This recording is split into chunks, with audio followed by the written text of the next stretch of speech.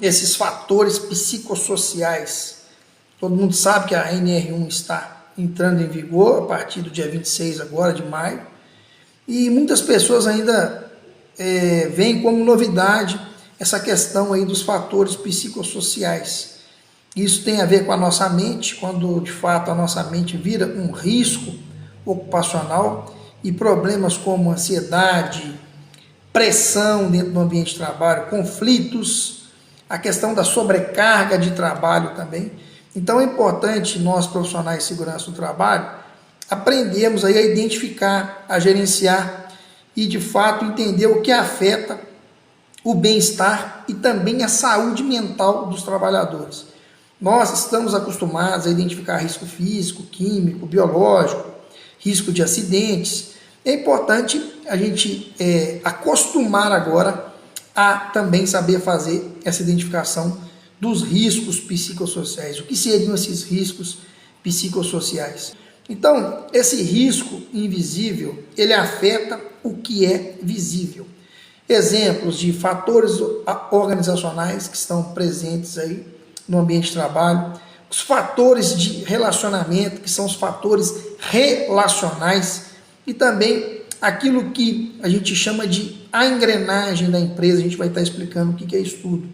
Então, uma dica prática quando se fala desse risco invisível que afeta o que a gente enxerga, né? Ou seja, aquilo que a gente não consegue enxergar afeta o dia a dia, afeta o que a pessoa vai entregar, o que ela vai sentir dentro do ambiente de trabalho.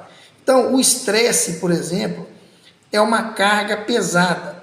Se a pessoa não tiver um apoio da gestão, da liderança, de fato, o trabalhador ele vai travar, ele vai estourar. E isso tem a ver principalmente com como é organizado a empresa ou organização. Então, quais que são esses fatores organizacionais? Por exemplo, quando tem uma meta inatingível, a empresa quer atingir uma meta, mas aquela meta não é possível com a quantidade de pessoas que tem, com o equipamento que tem.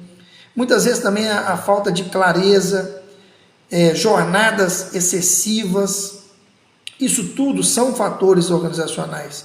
Os fatores relacionais, por exemplo, muito comum de ter conflito entre colegas e não tem um apoio ali da liderança, tem um isolamento. Às vezes um colega ele fica deslocado da turma ali que está fazendo aquela atividade.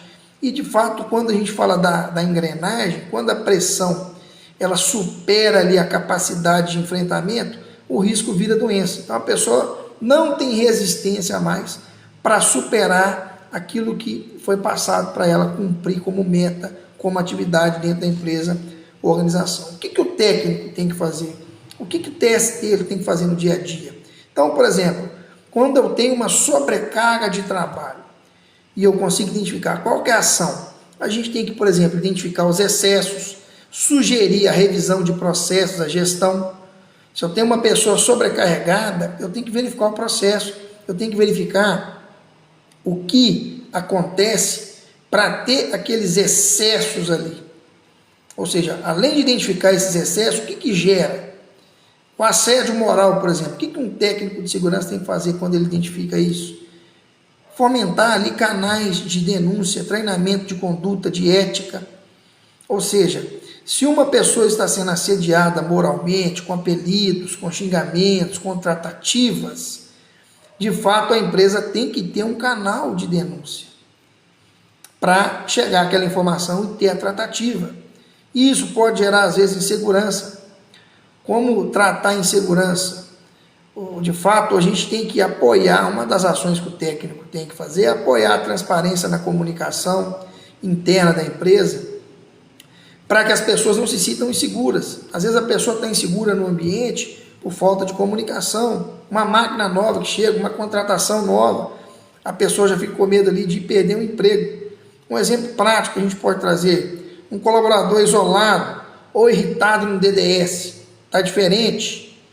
Isso é um sinal de alerta para o líder, não apenas ele ficar mal-humorado, ele tem que entender que se aquela pessoa está tendo um comportamento diferente, ele tem que aproximar e tentar identificar e tentar ajudar né, no dia a dia aquele problema. Isso tudo, quando a empresa não age, não movimenta, vai gerar um custo.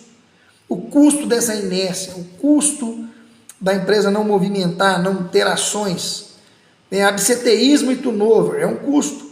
É aumento de faltas por doenças psicossomáticas e também perda de talentos para o mercado. A pessoa não consegue reter a pessoa que é talentosa, que está desenvolvendo. O presenteísmo e erros, ou seja, o trabalhador presente, mas mente exausta. Ele está ali trabalhando, mas a mente dele está exausta, ele não consegue entregar. E isso gera baixa produtividade e também falhas graves de qualidade, erros operacionais. E também um custo que pode ocasionar a empresa não movimentar, não tomar ações, é o aumento de acidentes. As pessoas que estão com as mentes ansiosas não vai focar nos procedimentos, não vai agir de forma cuidadosa e também vai fazer com que a gente consiga ter um local mais elevado com relação ao risco. Isso não é legal.